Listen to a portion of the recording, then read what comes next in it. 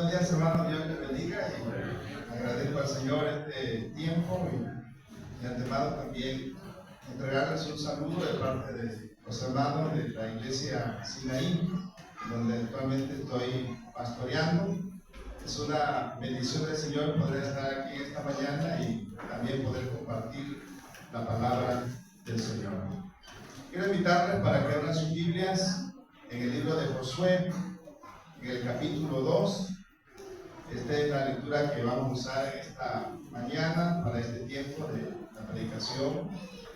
Josué capítulo 2, versículos 1 hasta el 24. Bueno, ahí en pantalla ustedes pueden observar el tema: fe es esperar en lo mejor. Y bueno, de inicio tenemos este capítulo 2 del libro de Josué, específicamente en el versículo 1, andar, reconocer la tierra y a Jericó. Y bueno, esta no es la primera ni la última vez en que el pueblo de Israel tuvo que hacer un reconocimiento de la tierra de provisión. Los libros de Deuteronomios, el libro de Deuteronomio y Números hablan precisamente de 12 investigadores que salieron de Cádiz, como se puede apreciar en el capítulo 7 de Josué, versículo 2, y comentan de los preparativos que hicieron para atacar la ciudad de ahí y después enviar a otros espías. Sin embargo, cuando se habla de espías en el capítulo 1 de Deuteronomio, la mente, ¿verdad?, de los que estudiamos la palabra del Señor regresa precisamente a los 2 espías desde Cádiz. Y por una u otra razón, para bien o para mal, siempre hemos tenido de este capítulo sobre la historia de Israel que surgen algunas cuestiones que parecieran resultar negativos, a veces positivos. Pero la perspectiva de este capítulo 2 del libro de Josué, hermanos, el capítulo 2 hace, ¿verdad?, un pequeño repaso y análisis de lo que fue el primer episodio. Por eso resulta interesante que podamos tantito echar un vistazo al contexto.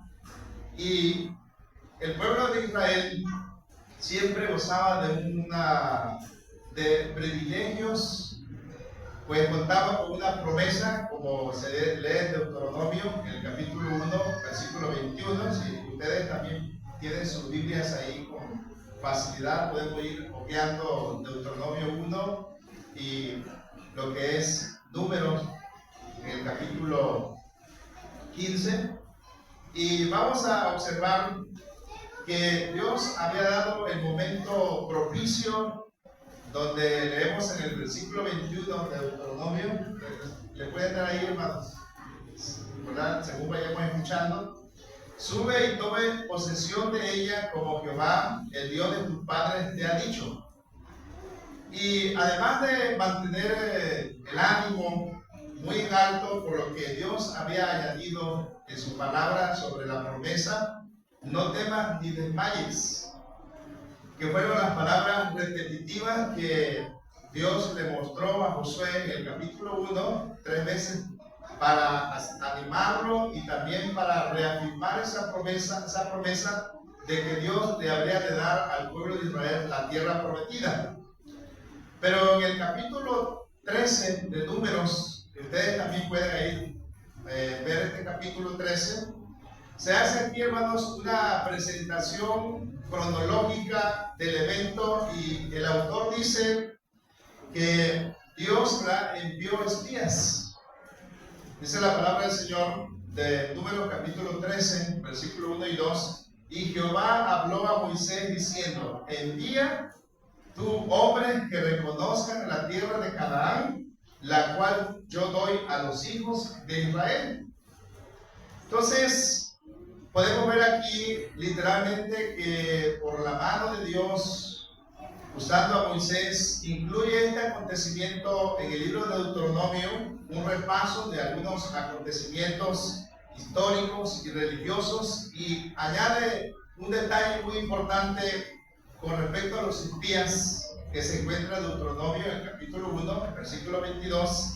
Y vinisteis a mí todos vosotros, y dijisteis: enviemos varones delante de nosotros que nos reconozcan la tierra, y a su regreso nos traigan una razón del camino por donde hemos de subir y de las ciudades a donde hemos de llegar.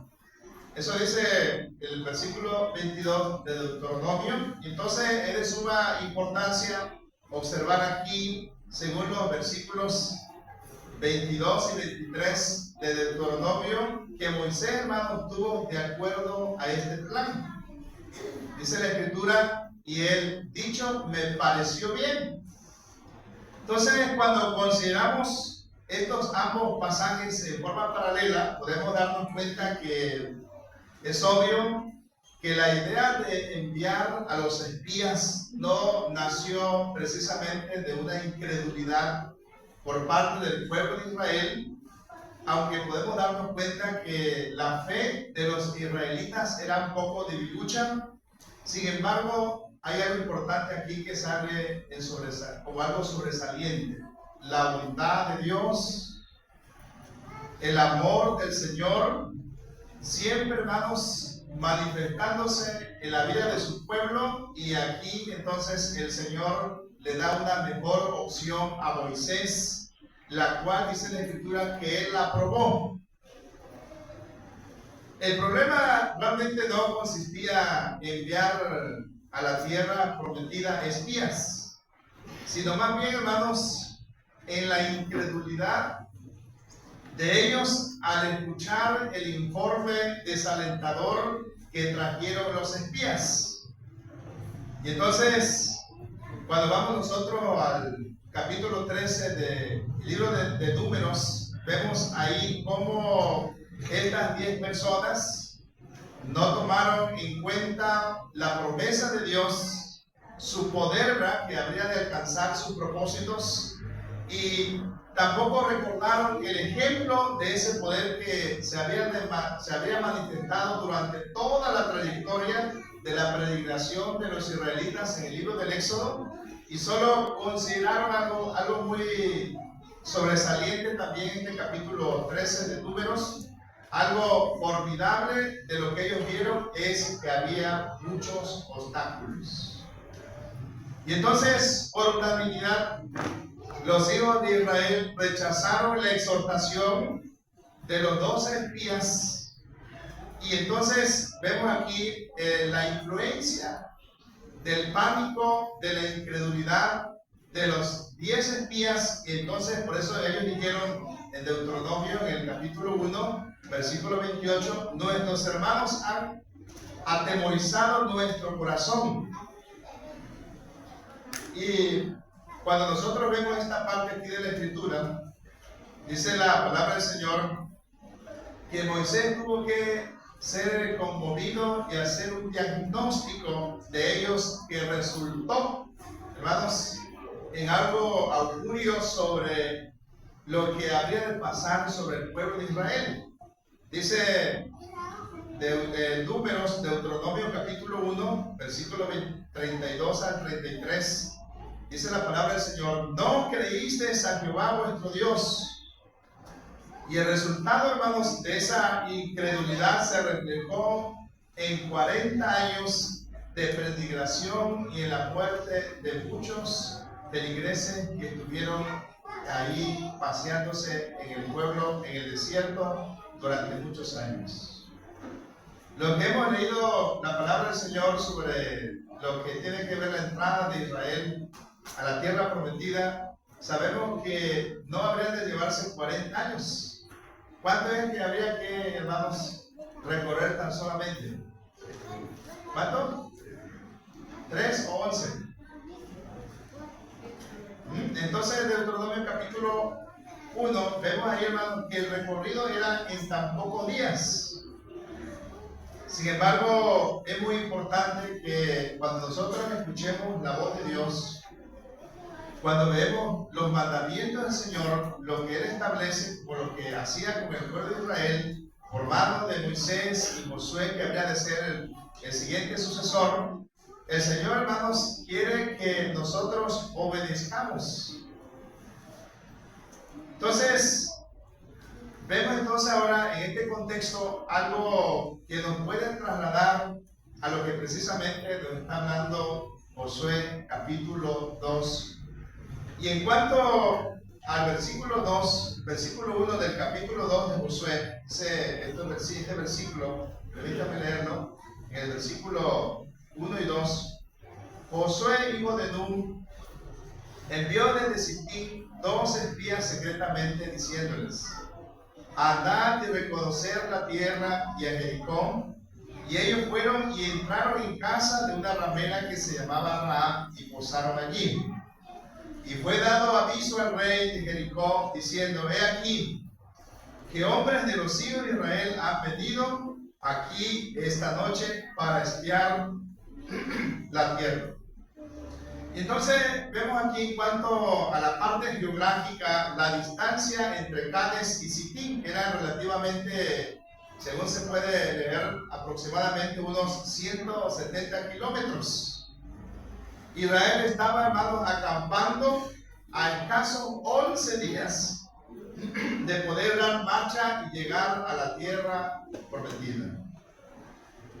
Haciendo, ¿verdad?, un pequeño análisis, 170 kilómetros estamos viendo desde la ciudad desde el centro de Villahermosa hasta la ciudad del Carmen, que tiene casi los 175 kilómetros que se recorren en 2 horas y media.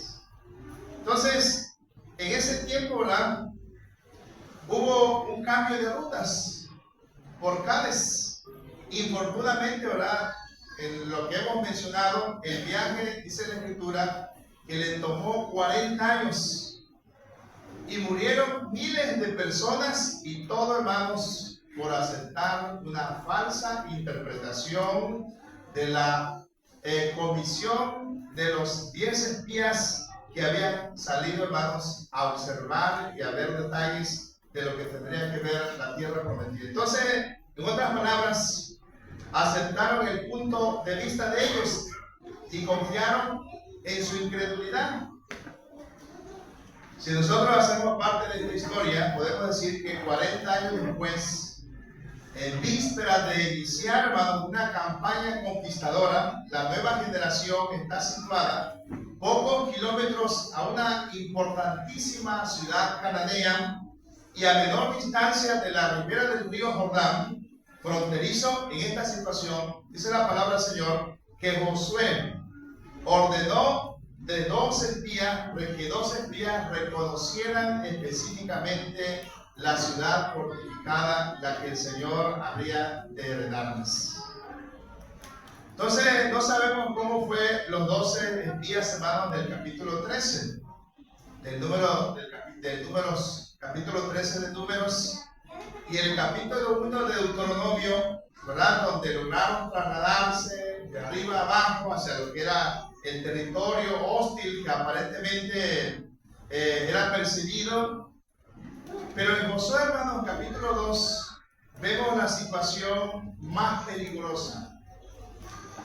La Biblia, ¿verdad?, no nos da muchos detalles en cuanto a cómo había sido la inspección, había sido el trabajo que habían hecho los espías de Números y de Deuteronomio. Pero lo que vemos aquí, hermanos, es que la tarea de estos 2 investigadores se centraba en una ciudad enemiga, dice la palabra del Señor, fortificada en lo que es peor. Dice que había habitantes que habían sido personas que aterrorizaban al pueblo de Israel, porque en otras ocasiones el pueblo había sufrido de invasiones. Y ahora, hermanos, vemos aquí en la otra parte que la población padecía no solamente miedo, sino también lo que algunos podrían llamar como una psicosis masiva. Y entonces había una ansiedad grupal que se apoderó del pueblo de Israel al saber y escuchar la información de los espías que habían ido a supervisar la tierra que el Señor había de heredarles. Yo ahora día, mencionando sobre esto, le decía a los hermanos en los días pasados del año que pasó, subimos algo que pues puso a la ciudadanía del centro, que no fue todo Tabasco, y esas cosas que escuchamos, esas noticias de los centros comerciales, de las tiendas, y también, ¿verdad?, de lo que veíamos cerca ahí a nuestro alrededor, pusieron a las personas y a las familias y la mayor parte de las comunidades en centros, hermanos, lo pusieron en miedo. ¿O algo tuvo miedo en esos días? Había muchas personas que dejaban de hacer sus quehaceres, inclusive aún de nuestras propias iglesias, tuvimos que cambiar los horarios para poder, ¿verdad?, salvaguardar la integridad de las familias. Y entonces el pueblo de Israel se encontraba, hermanos, en esa situación. El texto no nos da muchos detalles, pero podemos especular, hermanos, que Josué envió muy bien a los espías, los seleccionó, no eligió a los que tenían temor a las defensas que se presentaban ante Jericó, sino que él, hermano, eligió a varones que firmemente estaban depositando su confianza en las promesas del Señor. El día de hoy, hermanos, necesitamos de varones y de mujeres que tengan tres características sobre su trabajo de liderazgo. Primero, hermanos, que sean valerosos o valerosas. Segundo, ¿verdad?, que sean personas íntegras. Y tercero, que tengan, hermanos, fe en el Señor. Nos encontramos, ¿verdad?, ante un tiempo, un lugar donde la palabra del Señor en el capítulo 2 de Efesios dice que vivimos en un mundo maligno y perverso. En un mundo donde nuestro trabajo como iglesia es de alumbrar como luciérnagas. Entonces, la situación o el contexto donde vivimos se requiere de mujeres, de hombres, de jóvenes, y aún me atrevería a decir, ¿verdad?, de niños que estén dispuestos a poder asumir el llamado de parte de Dios. Entonces, podemos decir en otras palabras que Dios eligió a través de Josué a estos espías. La intención era de recoger todos los datos, todo lo que se necesitaba, hermanos, todas las medidas para poder apreciar el lugar de la proeza que Dios habría de darle al pueblo de Israel. Entonces, el que en verdad sirve a Dios contempla todas las dificultades a través de lo que Dios nos dice, no a través de lo que el Señor nos dice, que podría ser lo contrario. Entonces, cuando nosotros vemos todos estos detalles acerca del viaje que realizaron los espías, y aunque hay algo que vemos en el capítulo 3 del libro de Josué, versículo 15, dice la palabra del Señor que el cruce de lo que habría de ser una aventura del pueblo de Israel en esa peregrinación, hermanos, el río Jordán, pero que ese sería otra cosa, otro tema, habría de venir siendo también un obstáculo que los israelitas habrían de tener para poder dar el siguiente paso de poder entrar a la tierra prometida. Pero lo que sí sabemos, hermanos, es que dice la palabra del Señor que estos espías entraron a la ciudad. ¿Y qué fue lo que primero hicieron? Dice que se escondieron.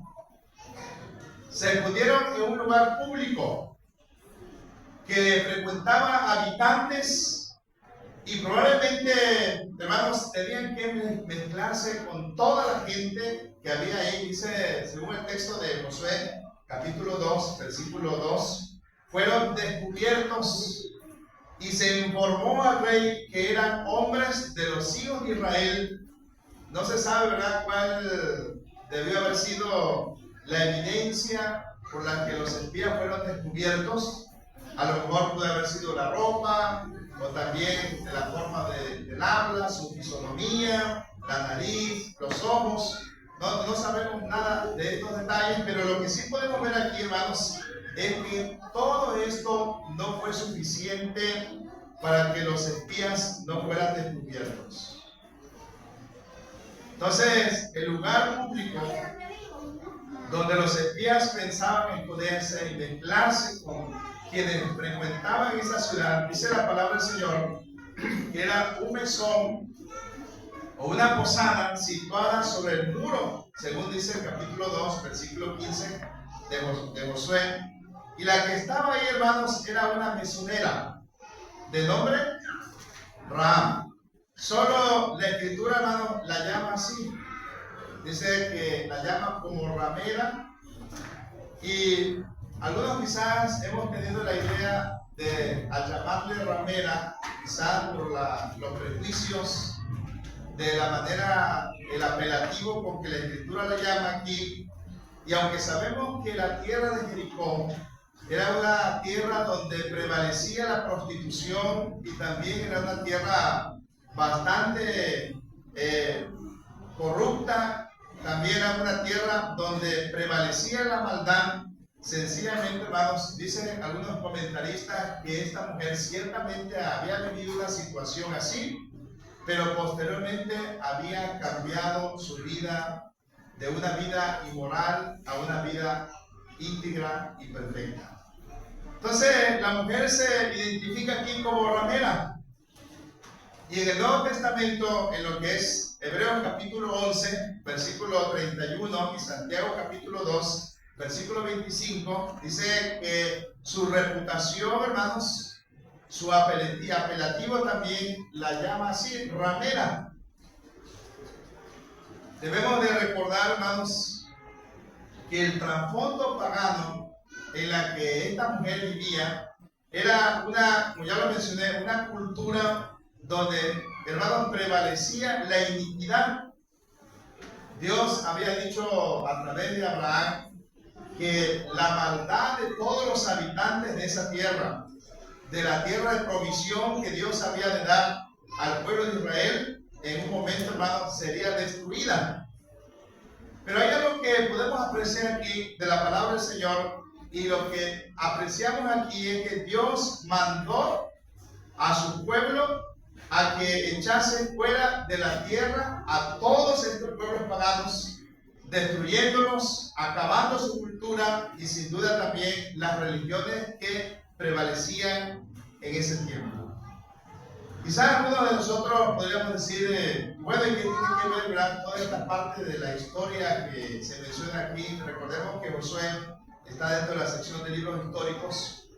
Pero lo que vemos aquí es que a pesar del trasfondo histórico, del pésimo ambiente moral de Jericó, hermanos, Rahab demostró un fascinante conocimiento de los detalles.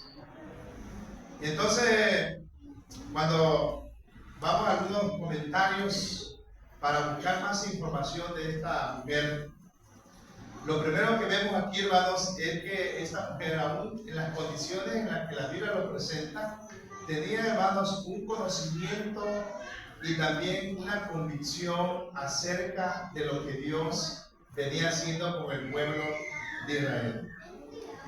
Y ¿saben qué vemos también aquí en esta historia? Es que aunque dice la palabra del Señor que esta mujer ocultó a los espías y entonces engañó, ¿verdad?, a los que estaban ahí, a los que lo buscaban por mano del rey, no quiere decir, ¿verdad?, que el hecho de que esta mujer haya mentido puede ser una justificación para nosotros, ¿verdad?, en nuestro tiempo, en nuestra actualidad, porque en ningún momento el Señor justifica este comportamiento, aunque la mujer pudo haber buscado otra manera de poder ocultar a los espías, quizá de protegerlos de una manera diferente, pero según, hermanos, vemos en la palabra del Señor, dentro del plan del Señor, dentro de los propósitos de Dios, dentro de la misericordia de Dios, hermanos, designó un instrumento divino para cumplir sus propósitos. En el 2002, hermanos, donde yo soy originario de Comalcalco, celebramos una campaña que le llamamos Impacto 2000. Ese año fue un tiempo bastante, ¿cómo le podríamos decir? Pues anunciado y bastante anhelado porque era un número cerrado. Pero así se decidió llamar la campaña Impacto 2000. Y recuerdo que al llegar a esa fecha, a ese año, muchas personas vendieron sus terrenos, a lo mejor no aquí, ¿verdad? En el Tabasco. Pero en otras partes del mundo, personas también que decidieron dejar de trabajar.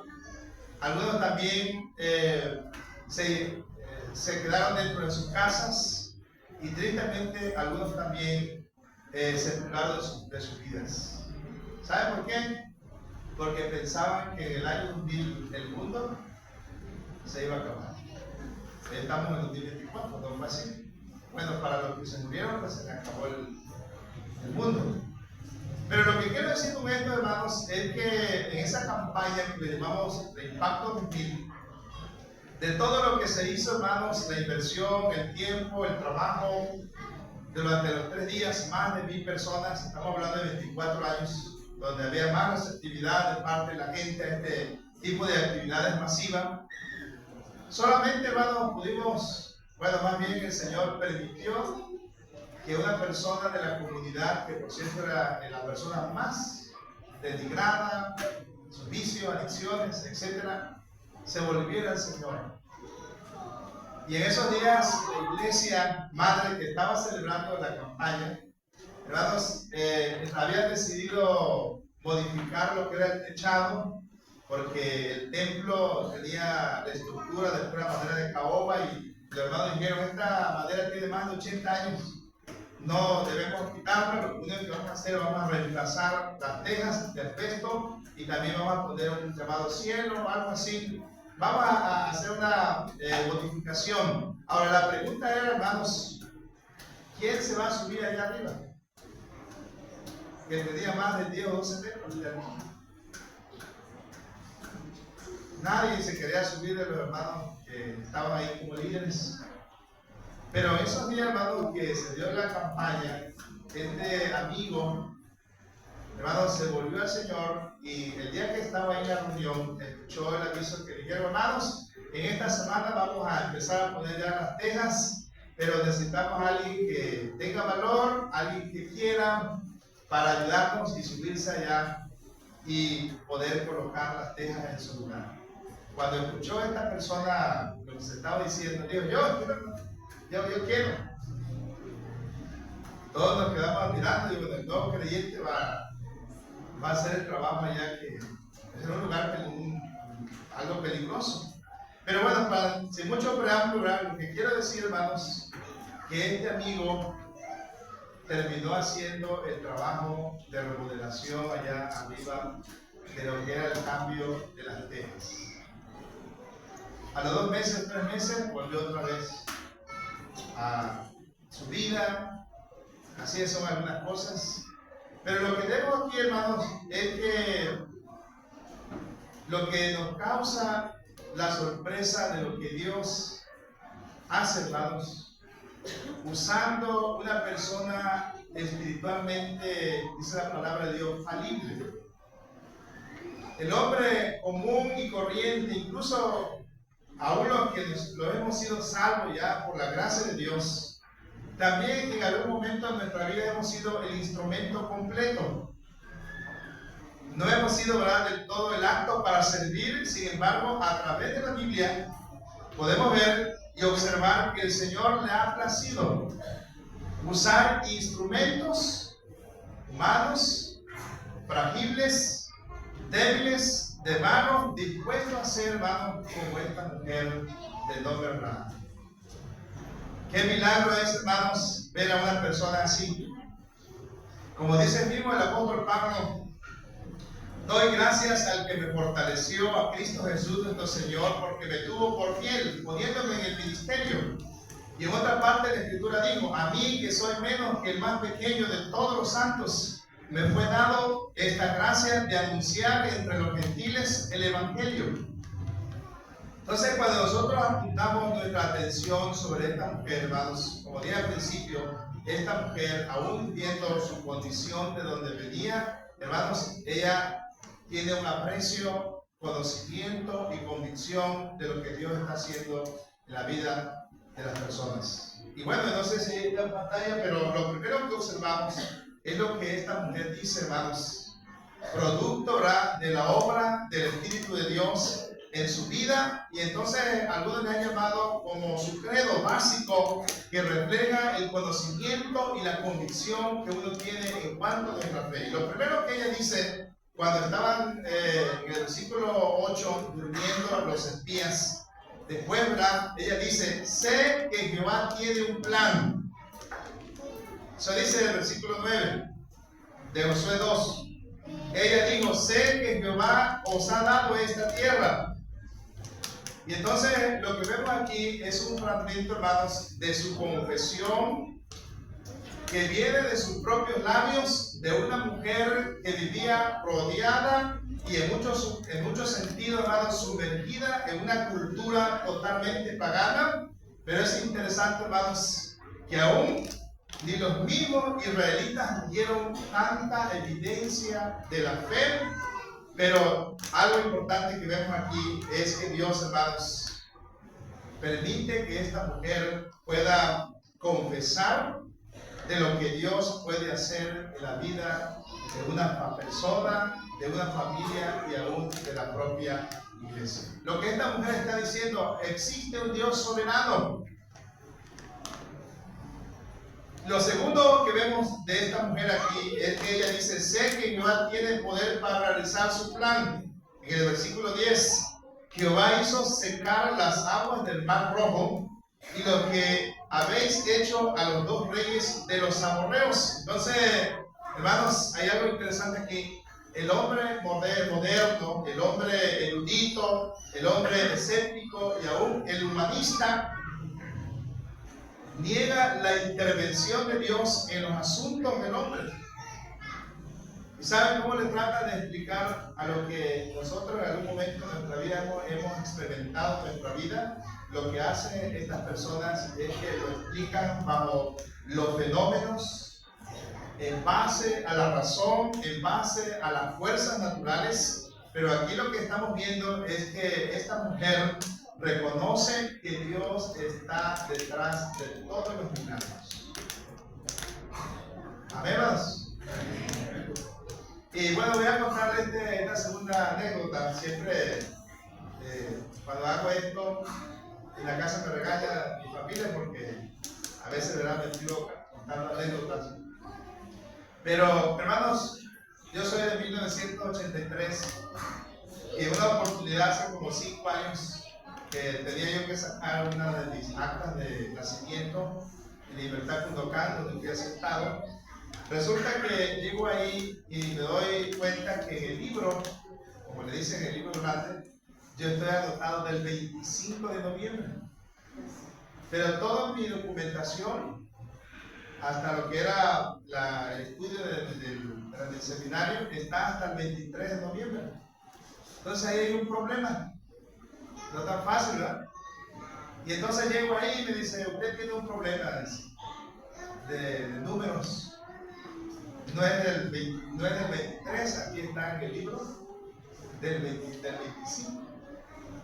Y bueno, ¿y qué voy a hacer ahora? No, pues tiene que hacer un juicio, estaba licenciado, y ustedes saben a veces hasta dónde va esto y todo, ¿verdad?